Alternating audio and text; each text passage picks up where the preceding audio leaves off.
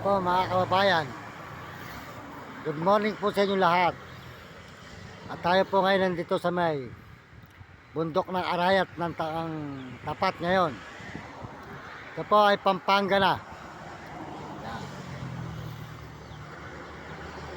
Bago po sa lahat mga kababayan, ako po ay nagpapasalamat ng marami sa inyo. Sa lahat po ng suporta nyo sa aking channel, maraming salamat po. At sa lahat po ng mga nagme-message, maraming salamat po sa lahat nagme-message. Pasensya na kayo at di ko po kayo nare-replyan. Salamat din po sa buong mundo at sa Panginoon Diyos. Salamat sa Panginoon. At tayo ay nakakapaglakbay na naman dito sa may Pampanga. Umikot po tayo ng Nueva Ecija. At tayo po ngayon ay patuloy ang paglalakad dito sa Pampanga, Arayat. Samahan po nyo ako. Papunta tayo po rito sa Pampanga tayo ngayon. Mag-ikot po tayo rito mga kababayan. Yan po ang bundok ng Arayat. Nandito po tayo sa tapat ng bundok ng Arayat mga kababayan. Kaya makikita po nyo ang lugar ng ating mga nilalakaran sa araw-araw.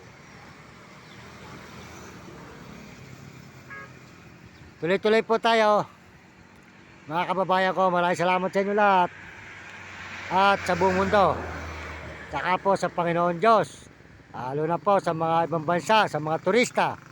Salamat po sa mga Amerikano at mga Amerikana. Salamat din po sa mga Chinese na suporta sa ating channel, at saka po sa mga Hapon at Negro at Arabo. At salamat din po sa mga kababayan natin, kauri nating Pilipino, kapwa natin Pilipino. Maraming salamat sa inyo. Ito po ngayon ang bundok ng Arayat mga kababayan. Ayan. Nandyan po tayo ngayon sa may tapat ng bundok ng Arayat. Ayan. Tayo po ay tuloy-tuloy. At pakisuportahan po nyo ang ating mga magigiting na brother na mababait, tumulong sa ating mga kapwa mahihirap. Wala pong iba o hindi po si Idol TikTok Rome Katakutan, walang sawa ang talapia. Yan, pakisuportahan po nyo channel niya.